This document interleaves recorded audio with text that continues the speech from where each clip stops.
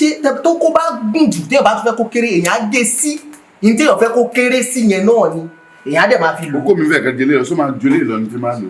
ẹ ló ju eléyìí lọ rẹ dì kò sí. tó tó máa yọ sí mi. kò lè yọ sí o tó bá jẹ́ pé ó ju eléyìí lọ yóò sáìsì eléyìí ni ó bọ̀ sí o. wáá.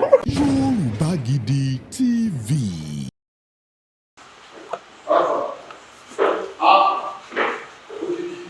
kábíyèsí olúwa mi. try sir. bí mo ṣe gbọ́ bó ṣe pè mí náà ni mo sáré bọ̀ mi ìsìnbàdàn nílùú àmì. ẹ wà lóṣogbo lánàá àná ni bàbá wa. àti jẹ́ta mo ti ń pè é náà. ẹ má bínú. báwo ni. dáadáa.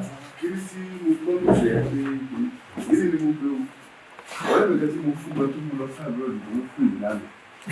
kí mo ti ń kiri yẹn. ṣé mo fẹ́ pè pé báwo la ṣe máa rí ṣóòṣì láwọn nǹkan mi. Yorùbá lẹ́mẹ̀dẹ̀ àbúrò. bẹ́ẹ̀ ni. ṣóòṣì ìlú tó pọ̀ sá. ìta ṣe náà ni àwọn èèyàn dẹ nǹkan tó mọ̀ wá fún jù náà nìyẹn so bẹ́ẹ̀ ṣe pé mí jẹta yẹn èkó mo wà mo lọ deliver fún kọ́sọ́mù akọ náà ní so mo ṣe wá dé lónìí mo sáré bọ̀ mo ifá mi mọ̀ pé màá bá inú ilẹ̀ tí wàhálà ló ṣe dé wá lẹ́nu. sórí mo pè é fún mi bí bá ṣe máa rí kí ni àwọn ọ̀rẹ́ mi ń béèrè láàbà àwọn ọ̀rẹ́ mi kan lọ ọmọ ìjà ní wọlé tó ń béèrè lọ́wọ́ jọ ní ìlú jọ kò sí wàhálà tó bá ní mo ṣe ìwọ̀n náà sórí ìjọba rẹ̀ dá àfihàn pé wọ́n dàbí ọmọ tuntun bí ọmọ 20 years lórí lọ́wọ́ àgbàdo mo ṣáà takò Yorùbá ní nǹkan gan o ṣé báwo ṣe mọ kíní ẹ̀. ṣe rí àkọ́kọ́ náà bàbá tó bí bàbá tèmi iṣẹ́ táwọn ń ṣe bọ̀gbà tán ti wá lọ kò sẹ́ni tó yanṣẹ́ yẹn láàyò èmi náà ò fi bẹ́ẹ̀ ṣe rẹpẹtẹ bọ̀ torí pé wọ́n ṣàgbà táwọn ń jẹṣẹ́ wò wọ́n ṣàrí ìnáwó sí wa lọ́sùn tó sì gbé gbogbo tó ń ká ṣe àgbọ́dọ̀ mú yẹn mọ́ láti bàtà tí wàá mú mọ́ ọlọ́dẹ wàá ń fàṣẹ sí i wọ́n ti ra nǹkan irú ìtí mo bá ń gbé wá lọ́jọ́ yẹn gan mi ò aṣáṣe tó dẹ̀. wọ́n sọ fún mi bó ṣe àwọn míì tó kàn ń ta àgbo lọ káàkiri ní side effect ẹ̀ gan kò ṣe ìrírí ìlàgbọ́. ẹ mọ̀ báàgò tọ̀dọ̀ wa ní measurement ẹ gbọ́dọ̀ ẹ̀ tí mo gbé fún yín mo sọ bẹ́ẹ̀ ṣe máa mo sọ measurement ẹ gbọ́dọ̀ kí mo dẹ̀ máa ń sọ ọkọ fáwọn èèyàn alájí ni pé àkọ́kọ́ ọ̀nà láti wà healthy òun ni exercise ẹ wo bí ẹ ṣe rí àtúntì náà àkọ́kọ́ ọ̀nà láti wà healthy òun ni exercise ni kò ṣe rí gbogbo tó kù lẹ́yìn exercise àfikún ni gbogbo tó kù lẹ́yìn exercise àfikún ni. àṣà bá mú fóònù wájọ. exercise gangan òun ni the main way láti lè gain good body torí wípé ṣe ráwọn ara wa tẹ̀ ń wò yìí ọ̀pọ̀ nǹkan tá à ń jẹ sẹ́run ń kó bá wa so ọ̀nà láti lè save ara wa náà ni ká máa ṣe eré ìdárayá dáadáa ká jog ká play tennis ká swim ká àti bẹ́ẹ̀ bẹ́ẹ̀ lọ in fact a lot of people máa ń rò pé ó dìgbà táwọn bá tó lọ sí gym káwọn tó lè exercise rárá o bẹ́ẹ̀ ṣe wà ní pálọ̀ ọ̀dọ́ yìí ní ṣe bá ara ń ṣe báyìí láràárọ̀ ó ti parí swimming pool dẹ̀ nìyẹn ń ta yẹn so òun ló máa ń tẹnumọ́ fáwọn èèyàn gan so mo ti appreciate pé remedy yẹn àní má jẹ́ kékeré yẹn lọ ọ̀rọ̀ bàbá mi tẹ́lẹ̀ tó bá mi gbé wá ní. mi ìgbọ́n sọ fún mi pé wọ́n ṣe bẹ́ẹ̀ yẹn. bọ́n ṣe ní kẹ́rì kí wá èmi náà kọ́ ń bọ̀ ní mi ìmọ̀ báwo náà ṣe rí ọ̀tọ̀ ni èyí eléyìí tí mi gbé dání ní sàwọn kọ́sítọ́mà ló ní ilé mo kàn gbé kọ̀ọ̀sẹ̀ mi kàn normally tí bá ti jáde lọ máa ń láì kíkọ̀ máa gbé kébì kan máa gbé àwọn kinní yẹn dání lẹ́ẹ̀kọ̀ọ̀kan tẹ́bi bá ti ní jáde ó kàn máa ń wà ní mọ́tò ìbẹ̀rẹ̀ ni protect and self-heal yourself.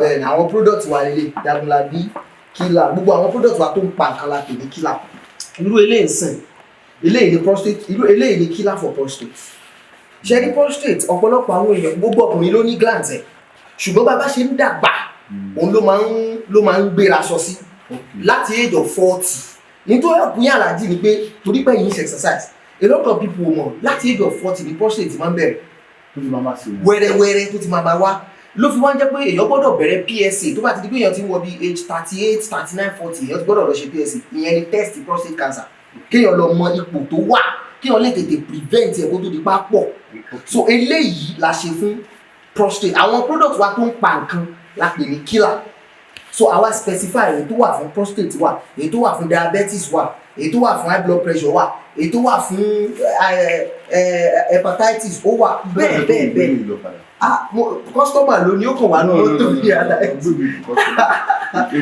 Jagunlabi lélẹ̀ ṣe ní gbogbo ọkùnrin pátá ló ní ìdílé ẹ ṣe rí kì í ṣàwọn ẹnìkan pé ká máa tètè wá nígbà tá a bá ń Kawasaki lọ́wọ́ kì í ṣàwọn ẹnìkan in fact 85% to 90% of ọkùnrin 100 ló ní àrùn pé weak erection quick ejaculation àti erectile dysfunction tí àwọn Yorùbá ń pè ní ìdákọ́lẹ̀ bàbá wa káwé mọ́ àgbo báyìí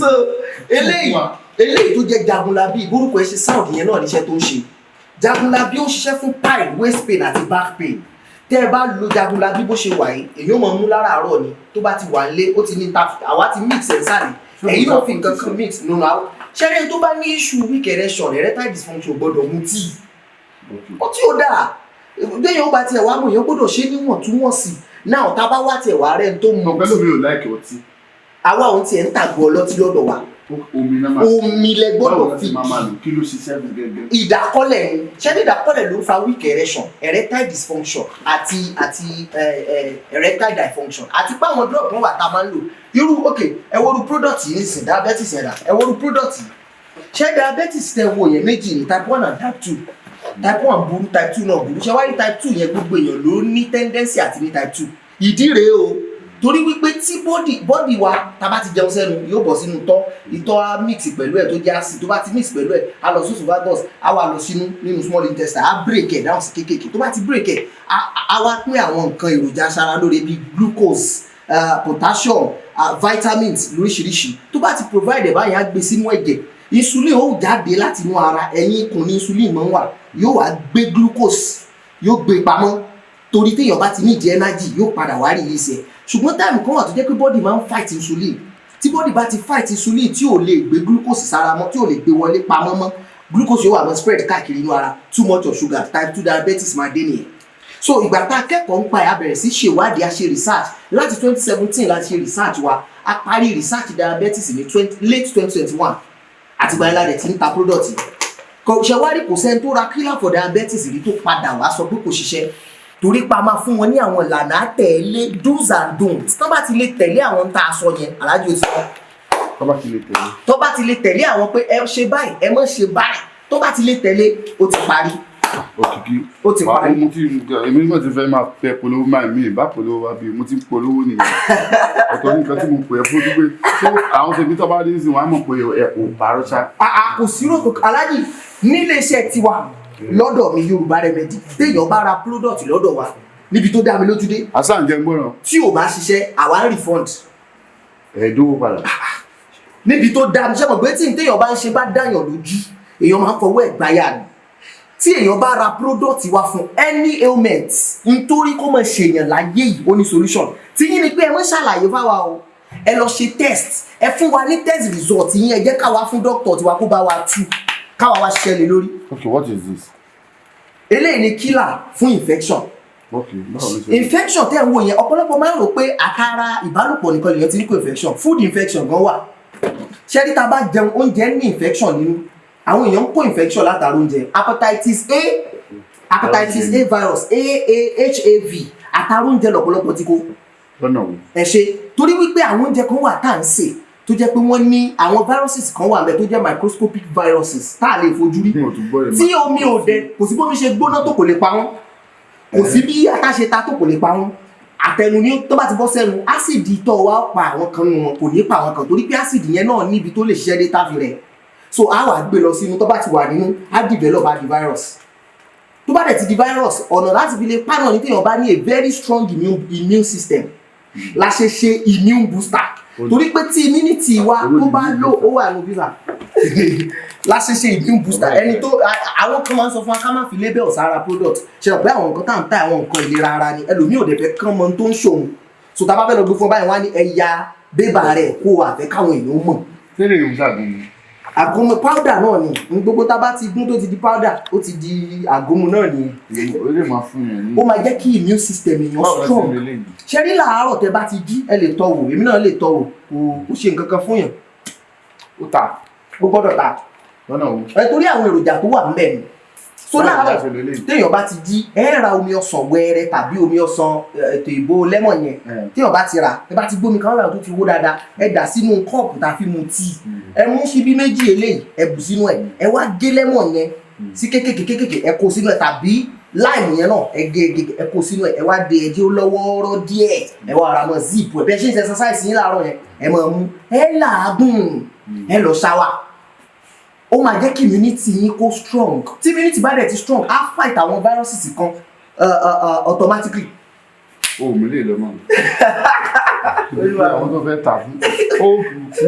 bàbá wọn ṣe rí body wash rèé ṣe rí body wash yìí náà ọ̀pọ̀lọpọ̀ rò pé á dà sára wà mọ́ kẹ̀kẹ́ ń gbóra rárá o torí pé ó máa ń fọ̀dọ̀ tí inú ara la ṣe kò sí lára nǹkan tá a gbé wá fún yín báyìí irọ́ ẹ̀ ní fi wẹ̀ irọ́ ẹ̀ ní fi wẹ̀ inú ló ti ń ìparakọ́ inú ló ti ń ṣiṣẹ́ torí pé ó ń fọ inú ló jẹ́ ká pè ní body wash inú gangan lára wà lájì kì í ṣèta o inú gangan òun lára wà kì í ṣèta so la ṣe pè ní body wash ìyẹn máa ó máa fọ̀dọ̀ tí ara wa tí gbogbo ara wa máa mọ́ ta ma feel young. báwo ni màá ṣe. eléyìí téèyàn bá fẹ́ sùn lálẹ́ tó bá ti ń kú bí 2 hours tẹ́ fẹ́ sùn ẹ̀ka ọ̀rá jípọ̀ wẹ́rẹ́wẹ́rẹ́ ẹ̀ẹ́dẹ̀ sí bẹ́ẹ̀ ṣe ṣì ẹ̀ẹ́dẹ̀ bu spoon kọ́ọ̀pù eléyìí tá a fi máa ń mu short yẹn short cup tó máa ń wà lórí sí máa ń ṣe náà ẹ lè tọ́wọ́ kò sí gbogbo nǹkan wà làwa náà ń lò ẹ̀ẹ́dì pé ó ní àwọn òye bíi òun náà fẹ́ ta bí irú eléyìí díẹ̀díẹ̀ so tẹ́ bá ti lò báyẹn níbi wákàtí 2 sí 3 tẹ́ fẹ́ sùn ẹ wá farabalẹ̀ díẹ̀ ẹ rí pé ohun tẹ́ sùn jọ yẹn gan máa tún dùn ó máa yàtọ̀. ọ̀bọ̀ ẹ̀ máa jì mí lórí. high blood pressure jẹ́ kan lára àwọn ailment tó máa ń tètè ń pa èèyàn torí pé kò ní sign high blood pressure fún èèyàn sign lẹ́sìn máa ń gbọ́ pé adéjọ́ jàkàrà tí búrẹ́dì junction lálẹ́ àná ni ilẹ̀ dẹ̀ mọ́ ọ́n dẹ̀ kò jì mọ́ irú ẹni yẹn ti ní underlying ailment tí ó mọ̀ torí pé high blood pressure ń farahàn lọ́pọ̀ gbà kò ní symptoms ẹjọ́ malaria orí lè máa fọ́ ẹni yẹn ó kàn lè máa rẹ̀ wẹ́rẹ́wẹ́rẹ́ kò ní mọ̀ normal person 128 ni high blood pressure orú ẹni bẹ́ẹ̀ gbọ́dọ̀ jẹ́ tí ọba 130 ló sì normal díẹ̀díẹ̀ ṣùgbọ́n èèyàn gbọ́dọ̀ monitor ẹ̀ èèyàn gbọ́dọ̀ máa monitor ẹ̀ kó má máa jù bẹ́ẹ̀ lọ wẹ́rẹ́wẹ́rẹ́ náà tó bá ti wá ń jù bẹ́ẹ̀ lọ a ní product fẹ́ni tó bá ní high blood pressure tàbí hypertension mi ìṣọ́ọ̀kù wà níbí ó wà níbí rẹ̀ ó rè eléyìí wà fún high blood pressure àti hypertension fẹ́ni tó bá ní. báwo ni kí wọ́n ṣe. ṣé ní bóun ṣe máa ń ṣiṣẹ́ kí là ń pè ní high blood pressure ni bí pọ́ǹpù bí wọ́ ẹ̀jẹ̀ bó ṣe ń pọ́ǹpù. Hasan pé nọ́mbà ọ̀pá fún mi.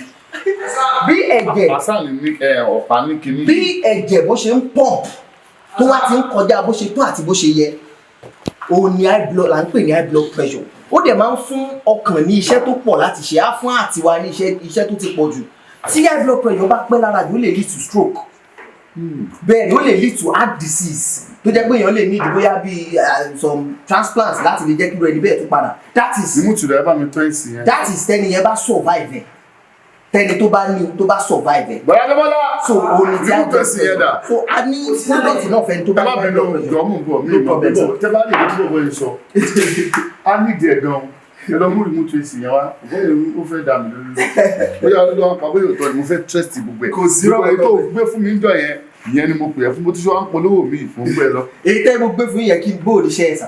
máa 100% jọ ó ní mo fẹ́ jọ ó dà.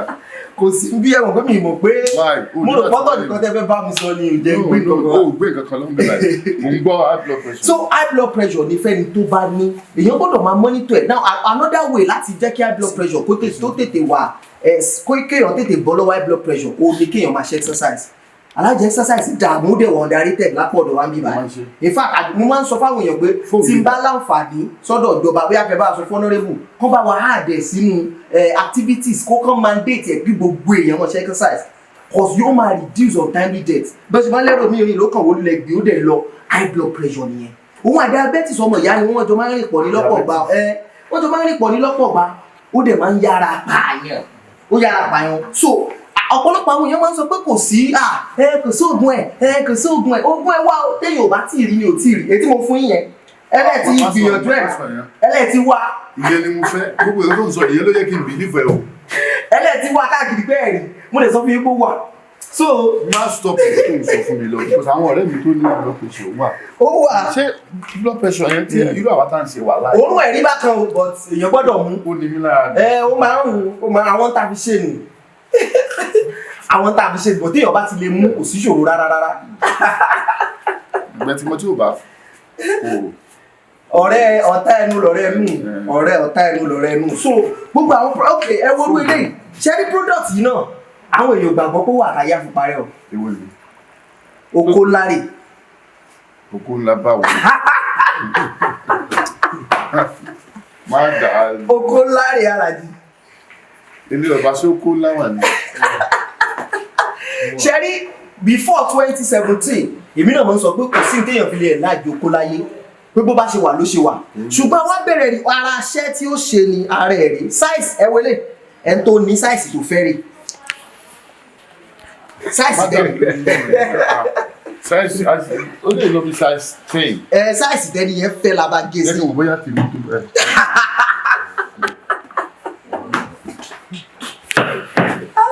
gbogbo mi bá lè tán náà ó tó báyìí. ṣùgbọ́n bí ó ṣe wà rí oko mi jù báyìí lọ díẹ̀. bí ó ṣe wà bó ṣe máa wà rí ṣe wá rí oko ńlá yìí báwo náà ṣe lò. ọ̀pọ̀ ògbàgbọ́ kó wà náà èmi fi ń da yín lójú lónìí ẹ lọ sọ lọ́jà pé mo sọ pé oko ńlá ń bẹ. wá nínú ẹ lọ sọ lọ́jà yẹn fún orí ọgbẹ́ mi kọ ẹ lọ sọ lọ́jà. Alhaji mo sọ pé ẹ má sọ lọ́jà tí ò bá ti kú. Alhaji mo sọ pé lọ́dọ̀ tàwa wọ́n wò wá báyìí táwọn èèyàn bá ra product wa tí ò bá pick àwa máa ń refund owó kéèyàn kó bá dàgbà pé èèyàn sugar coat anything ṣẹ́rí èmi máa ń sọ nǹkan kan kì í ṣe gbogbo ẹni tó ń rajà wa ló ń jẹ́ fún o ṣùgbọ́n tí n bá tajà fẹ́yàn mẹ́wàá tí èèyàn mẹ́jọ bá ti fún mi ní good review mo ti wà okay méjì tí ò fún mi ní good review yẹn á jókòó á wò pé okay kí ló lè fà á nígbà tí nǹkan iṣẹ́ fẹ́yàn mẹ́sàn-án kílé tí iṣẹ́ fẹ́yàn méjì á máa wá jọ analyse ẹ̀ á wo kí ni nǹkan míì tó tún lè jù bẹ́ẹ̀ lọ ta lè ṣe fún wọn so kó láre tí wọ́n bá ti rà á in tó wà nù bí eléyìí ni wọ́n mọ̀ wọn ò lè mélé torí pé igi ṣe wà ní àwọn kan mú lọ́wọ́ lọ́mọ wá káàkiri ọjà ó ṣeé ṣe kí ẹ rí but ṣẹ́rí àkíní ìsìnwọ̀n díẹ̀ ọ̀tẹ́ bá ti já báyìí ní ìsìn ó ò lè gbé kankan fún ọ. àwọn alága yìí ò ní kílẹ̀ fẹ́ fún kọ́lá. sóyún wà bẹ́ẹ̀. bó ṣe oyin bẹ́ẹ̀ lára ta ṣe eléyìí báyìí o lè yóò kí wọnú ẹ báyìí èyí ó wàá rò téèyàn bá ti rò ó dáadáa èyí ó wàá yọ báyìí ṣẹ́rí tara gí yìí lè yóò là. èmi ò là ń sìn. olúwa mi kò sí kankan tó fi ń ṣèyàn tí o kọ́ yá alájà tẹ́ ń sọ kankan fún yín tó kó yín bá sorry sir tí okó bá gùn jù tó bá gùn jù téèyàn fẹ́ kó kéré pé ó ti gùn jù bókó kékeré ṣe wà sà lóko ńlá tó ti gùn jù náà tún wà tó kó bá wá gùn jù téèyàn wá ń wò pé àwọn fẹ́ kó reduce èyàn ó gé sí ntẹ́niyẹn fẹ́ ó ń dàbẹ̀ kí ni. ẹ mọ̀ pé jíjó la jó so kò sí báyìí fẹ́ lò tó máa kúnná jù báyẹn lọ kò sí ṣòro kò lè fún yàn ní kidney stone àbí nǹkan kan rárá àtọ̀ ó máa yọ kì í ṣe òkúta àjò ni so téèyàn bá lò báyìí kò lè fún yàn kidney stone àtọ̀ so téèyàn bá ti ṣe tó kó bá gùn jù téèyàn bá tún fẹ́ kó kéré èèyàn á gé sí ní téèyàn fẹ́ kó kéré sí yẹn náà ni èèyàn á dẹ̀ máa fi lò. okó mi fẹ́ kẹ́ jẹlé lọ sọ máa jọlé lọ ní tí máa lò ní. ẹ ló ju ilé lọ rẹ dì kò sí. tó tó máa yọ sí mi. kò lè yọ sí o tó bá jẹ́ pé ó ju ilé lọ yóò sáìsì ilé ni yóò bọ̀ sí o. wáá wọ́n ti explain fún mi. wọ́n ṣàlàyé ẹ̀bọ̀ kò lè tí ì ṣiṣẹ́ báyìí torí kì í ṣe léyìn nìkan kọ́ńpónẹ́ǹtì oko ńlá tó bí nǹkan bíi 5 so méjì inú ẹ̀ lápò ẹ̀ so bẹ́ẹ̀ ṣe ló yẹ kò lè tí ì píìkì rárá so ẹ tó bá ti rò la máa kó gbogbo ẹ̀ lọ fún. so ẹ wo fire down yìí eléyìí wà Andy. tó wá dọ́gbọ́n fi mí polówó ni àbí wá kí mi. ẹ̀yin lẹ́ni gbé wá èmi kàn gbé dání náà bí èmi ṣe ti máa ń lè káàkiri máa ń mẹ́sọ̀ pé wà lẹ́yìn mọ́tò èmi kàn máa ń gbé dání káàkiri. náà tó wà lẹ́yìn mọ́tò pé mi ò wà lè sọ. wá fi ń lá mi lójú ó dẹ̀ ló fẹ́ gbé lọ ó lè gbé lọ. ọ̀rẹ́ mi kọ́ àwọn bàbá mi jì ó dàbí àwọn náà nídìí.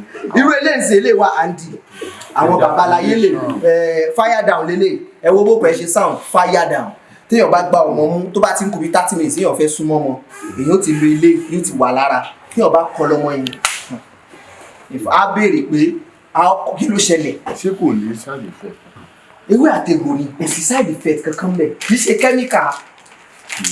ṣe kẹ́míkà bó ti wù kó mọ̀ ewé àtẹ̀ṣẹ́lẹ̀ omi tí wọ́n bá tó bá yẹ kí wọ́n lè romi ọsàn tòsí tán bá ti ọ̀rá bu spoon méjì sínú omi ọsàn tán dùn pọ̀ tán lè ọ̀rá gbé lóra tán bá wá romi ọsàn bá jómi tó lọ́wọ́ rán lórí tán bá ti bu díẹ̀ sínú ẹ̀ náà wọ́n ti wà ọkẹ́ bẹ́lẹ̀ ṣe ń ṣiṣẹ́ nìyẹn. Wálé Òòṣà máa ń lọ ìkẹ́kọ̀ọ́ báyìí ní Canada ọ̀rẹ́ mi Wálé Òòṣà. kò dẹ̀ síbi dáàkì gbé lọ aláàjì anywhere US ni o Canada ni o UK ni. Ó máa láìkẹ́ òkúrò gan lamẹ́ríkà máa láìkẹ́ òkúrò ṣíra ó máa láìkẹ́ ló máa lọ fàfà ń bẹ adúlídákù tí ó ṣó òpin kìíní ìyá ṣó mú mi ṣeré ní bó sí mi ìgbọ́. ṣe bí mo ti gbé kan fún yín already. ìyẹn ni mo dé. ibi ìṣáná láti máa ń kíyèsí oògùn. so Hasan ọ̀pá máa ń ní high blood pressure kí ni òun dà. ilé ìlọ́mà high blood pressure ó wà lára pé ọ̀pá fún ẹ̀dọ̀ mi tó bá rà wọ́n lè ní ká má bá wọn kọ̀ nǹkan kan sí pé ká máa gbé bọ̀ ní bọ̀rọ̀ gidi for high blood pressure. ìwé ìtẹ́tí kọ kílà yín ò bá gẹ́lẹ́. àmọ́mọ́ ni torí àwọn kọ́mọkẹ́rù ló mọ̀ bá wọn pé bàbá mùsùlùmí àṣà ìyẹn ò jí pọ̀ dáadáa. ẹ gbọ́dọ̀ jí pọ̀ dáadáa ẹ wà ara immune booster pẹ̀lú ẹ̀ èèyàn máa ń lo immune booster pẹ̀lú àwọn ilé torí tí immunity èèyàn bá lò ọ̀pọ̀lọpọ̀ ohun téèyàn ń lò ò ní ṣiṣẹ́. èwo ni jẹ́ kí mi kọ́kọ́ bẹ̀rẹ̀ lórí immune booster. ok sir. kápẹ́ mu gbogbo kíní mu gbà lọ́wọ́ ẹ̀ ń bẹ́ẹ̀ sà.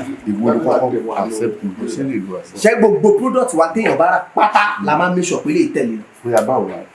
ṣé tẹ́ bá ti relé téèyàn bá ti kọ́kọ́ lo ilé for like a week á ti jẹ́ kí immunity èèyàn kó high so gbogbo téèyàn bá wá lò lẹ́yìn ìgbà yẹn bíi magic ló ṣe máa ṣe. jẹ́ kí n bẹ̀rẹ̀ lé àsáàdá afá ẹ̀pà sáwà ọmọ yóò gbọ́dọ̀ gbé kiri mo ti ń gbàgbé o bóyá tí n bá ti sí ìkọ́jú ilé nìyẹn máa kọ́kọ́ rí. èèyàn á kọ́kọ́ fi bẹ̀rẹ̀ so téèyàn bá lo ilé ìtàn láti téèyàn bá lo ilé fún bí ọ̀sẹ̀ kan èèyàn wá ṣe bẹ̀rẹ̀ sí àwọn ilé. èwo ni as in you téèyàn bá lo ilé ìfọ̀sẹ̀ kan sí. bẹ́ẹ̀ni. báwo èwo ló fẹ́ kó tẹ̀lé as in. body wash lè tẹ̀lé. tó fẹ́ pẹ́ láyé.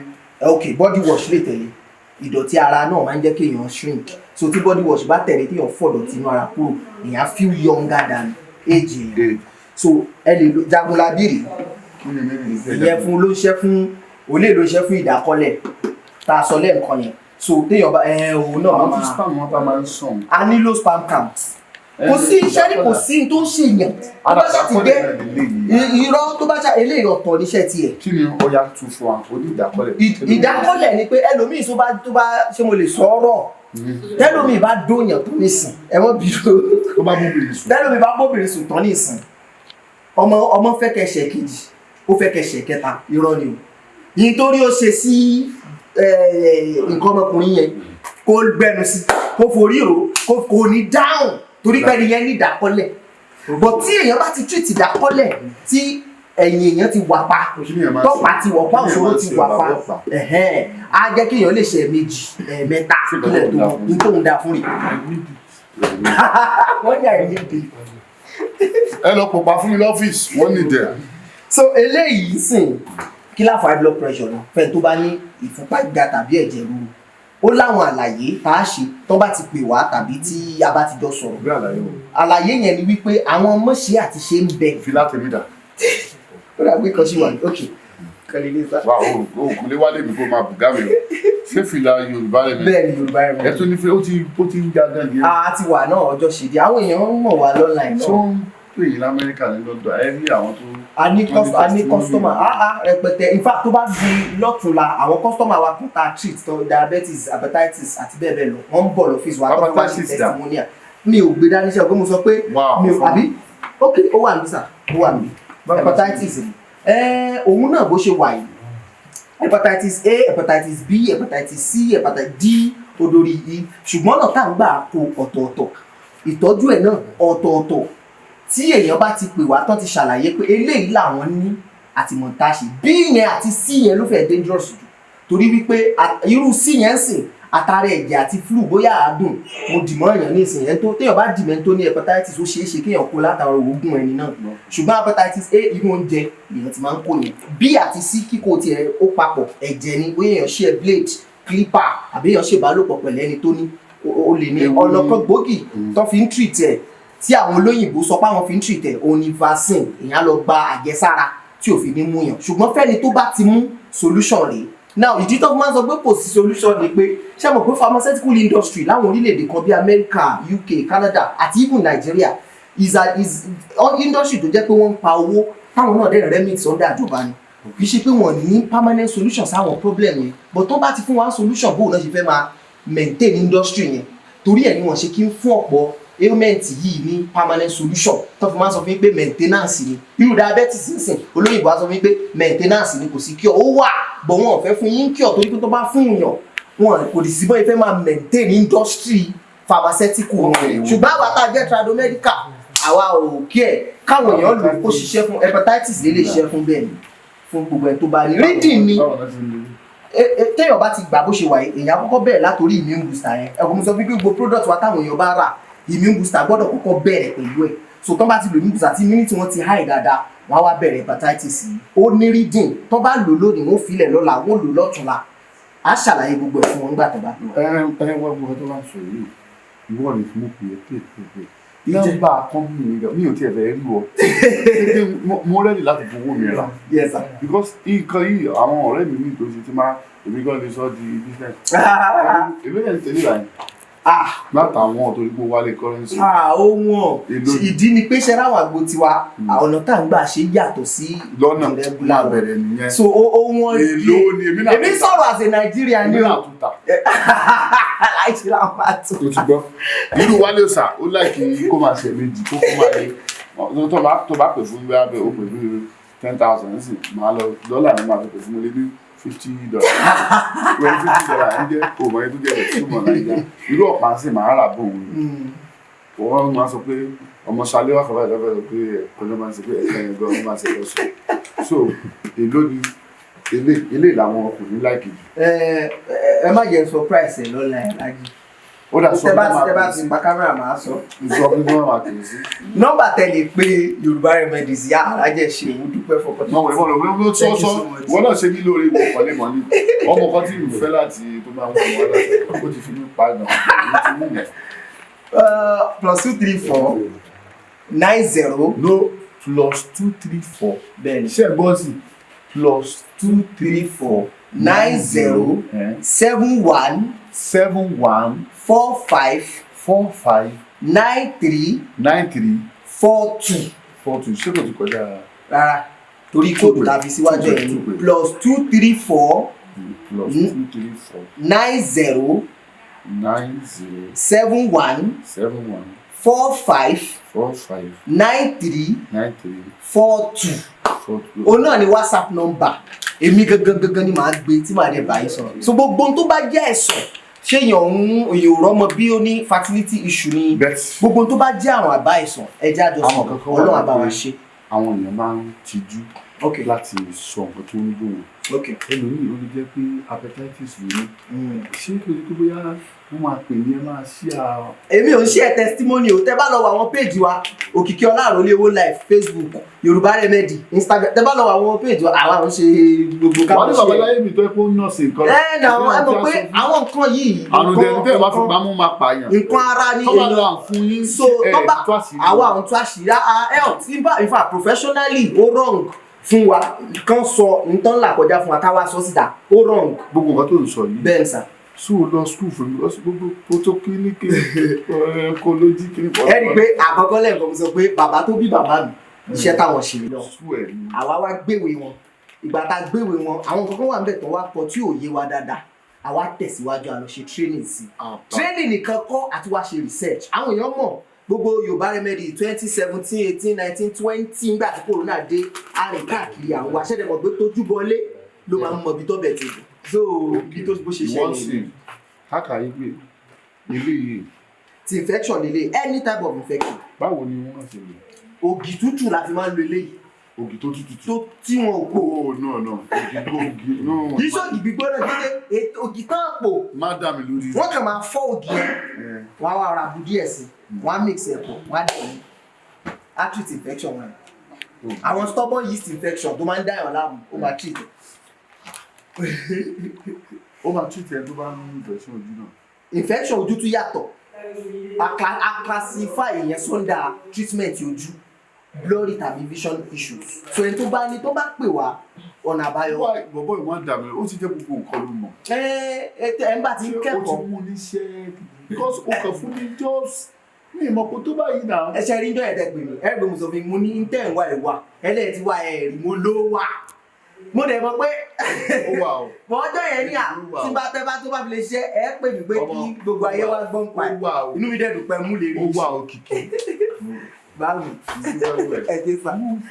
kí nìyẹn tí mo ti ṣe wàhálà gan-an ó tẹ ojoojúmọ́ là ń ra nǹkan báyìí dẹ̀ wà ẹ̀yọ́ ọmọ Yorùbá ẹ bá wa pe nọ́mbà brọ́dà mi yìí Táyé Currency mo fọwọ́ sí fẹsẹ̀ sí ẹ tó bá dẹ̀ kọ́kọ́ mọ nọ́mbà ọ̀pá lọ́fíìsì ẹ fẹ́ Táyé Currency nọ́mbà ọ̀pá ló bá a pè 08279798681 ìbẹ̀rù ti máa pe Currency direct àbí kó lọ sí Facebook wà á rí sọ̀rọ̀ ìgbà fún oríjà rẹ̀ o ní fẹ́ get nọ́mbà tí tú nọ́mbà yẹn pé a ti kọjá ẹ̀ lọ pé nọ́mbà yẹn. +234 90 71 45 9342 ọ̀kẹ́ sọ pé 090 71 45 9342. àwọn èèyàn máa ń tijú ti olóko ládé yẹn kì í dẹ̀ sáwọn èèyàn kan kì í ṣe àwọn èèyàn kan ó pọ̀ tó jẹ́ pé èèyàn gbọ́dọ̀ tijú èèyàn kan gbọ́dọ̀ mọ the right channel to talk to the right plug and one of the best plug. so eléyìí ni èèyàn fògì tútù. ògì tútù la fi ń lo eléyìí. láàárọ̀ àbí lálẹ́. anytime tó bá convenient bọ̀ ó wà advisable ká lò lálẹ́. kò lè ṣiṣẹ́ mọ́ tó wà. kò sí ọkùnrin tó lè pé òun ò nífẹ̀ẹ́ sàn tó ń sùn kò sí ó máa nínú ara. bẹ́ẹ̀ni ẹlòmíì ò tiẹ̀ mọ̀. eléyìí ọ̀pá níjọ́ kan náà kátọ̀ sí i wọ́n kí lè bá níbi àtọ̀ sí i ọ̀pá ọlọ́run mọ̀ ó ní ara gidi ẹ̀yin máa wà lórí ìgbò ẹ máa sọ ẹ gbólóṣó ni kí ni èèyàn lè lọ tán lára ọ̀pá. ilé àjẹkù lọ bá clear ilé àjẹkù clear. sọdíkì náà àwọn ọmọ tó máa ń gbé sọdíkì. ok ilé ilẹ̀ ti jalè ó kó láyé lélẹ̀ pẹ̀lú igi ẹ̀dá igi ẹ̀dá arúgbó boys mo máa ń sìn wọ́n mú síra wọn. ó jọra ẹ̀ arúgbó boys àti ilé ọba àjọwà náà àwọn ọmọ tó ń sọ lọ́wọ́ ni mi ò rí àwọn méjì kan máa sọ̀rọ̀ lórí bẹ́ẹ̀ tó bá rí ìdìwọ̀n tí ilé ọba bá ń sọ̀rọ̀ wá ti mọ̀ pé ní ilé ọba. a máa ń fò náà ní body wash. tó bá rí arúgbó boys ó ti kí ni yìí. àwọn tó bá níkùn wọ́n máa lo body wash o. body wash yìí kò ní wá sí. tó bá níkùn wọ́n máa lo body wash.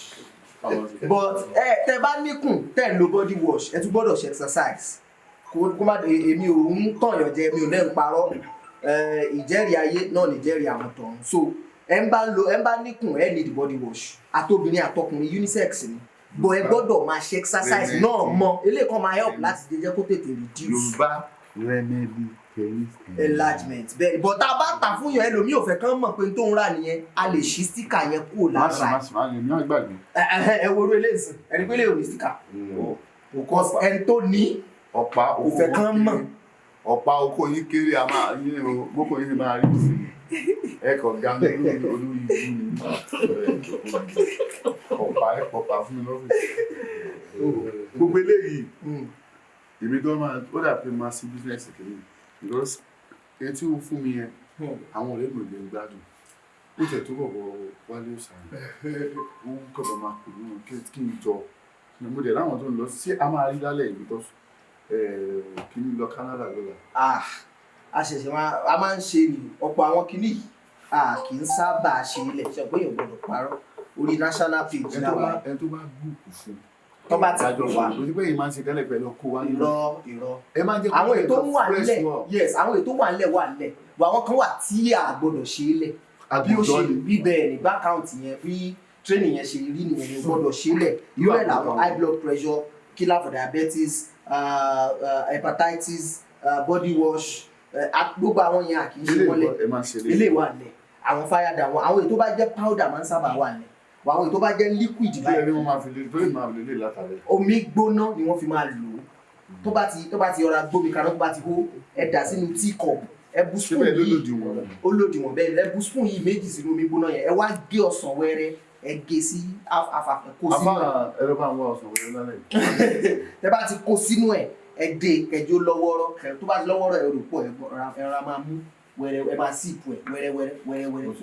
ẹ̀yìn ìran ti gbọ́ ọ èmi ò rí ìrà tí kò lọ́mú ẹ ṣe ara ẹ̀ ọ̀tọ̀ ní nǹkan tí mo gbà lọ́wọ́ Òkìkí o ní ọwọ́ àwọn Yorùbá Remedy so mi fẹ́ mọ̀ pé mo máa rí bẹ̀tì wọ́n ní tí ọmọ ẹni bá dà káwí a lè fi ṣe àyà thank you very much èmi kan show appreciation mi ò gba nǹkan kan lọ́wọ́ ẹ̀ o káwọn tèmi lè mọ̀ pé nǹkan tó ń ṣe kí ni èmi nǹkan tí mo gbà lọ́wọ́ ẹ̀ gan mi ní sọ́fàwẹ̀ ẹ̀ because ẹ tún máa bú ọlọ́run láì pé I like kiri kò ṣáàgbó dẹ́gbà kò dẹ́ni tí ò like kiri àgbo fún mi olú ẹ pàgbò orí ẹ̀ kò gẹ́ta rẹ̀ àgbo tí mo gbà lọ́wọ́ ẹ̀ ó dà pé tó bá ti stress tó o ti ṣe wàhálà tó bá bèrè pé o lè kọlu ìyàwó ẹ̀ eré ojoojúmọ́ ṣé ojoojúmọ́ kò fẹ́ kí ni ohun tó fà á nìyẹn so lẹ́yìn ìgbà tí tó polówó àgbo yẹn ó tẹ̀ polówó kan ń gbùgà náà ní fún mi ó dẹ̀ fún mi mo dẹ̀ bá bẹ́ẹ̀ so ìjọ wo ló máa mú wá fún mi jọ máa wà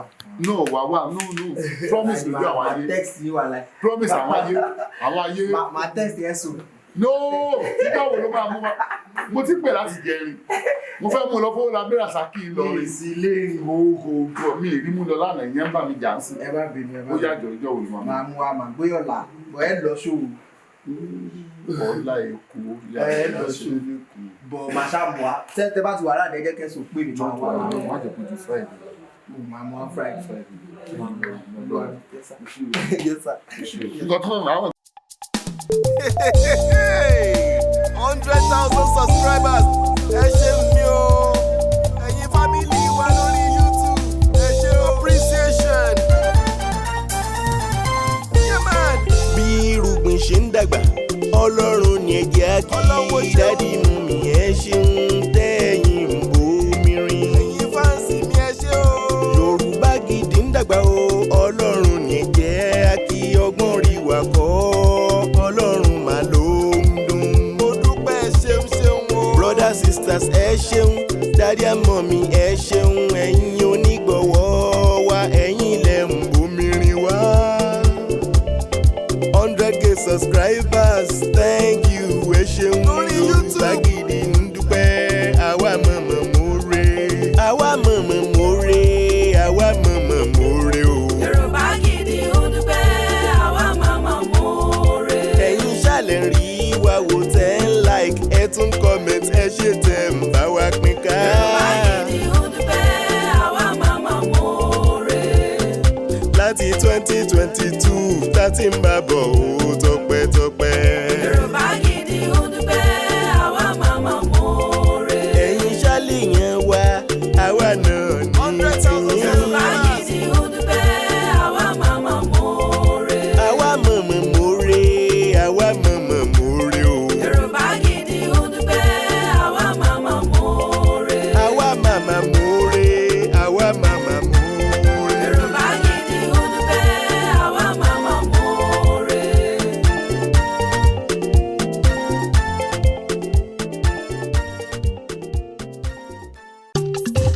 igi kan ò lè dágbó ṣe láyé igi kan ò lè dágbó ṣe rárá bá ò bá rẹ́ni fẹ̀yìntì bí ọ̀lẹ làárí ènìyàn láṣọ tiwa tọ́lọ́run ló fún wa. ènìyàn bó ní lára jaṣọ lọ.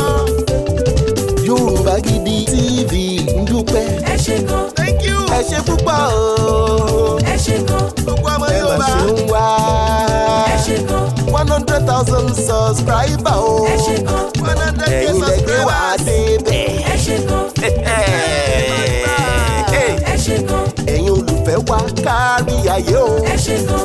ẹ̀yin lẹ gbé wá débẹ̀. ẹ ṣé gan. ibi adé lónìí ẹ̀yin ni. ẹ ṣé gan.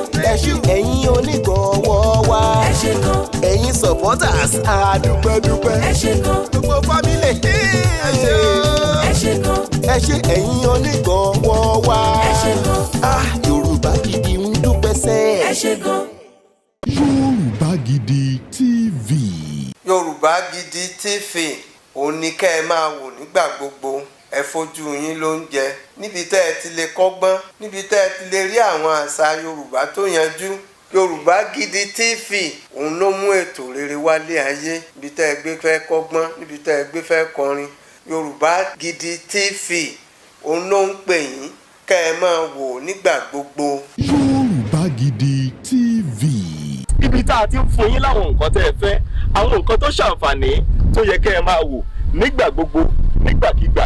Ìbẹ̀lẹ̀ wà yìí máa subscribe sí subscribe tẹ subscribe sí. Yorùbá Gidi TV.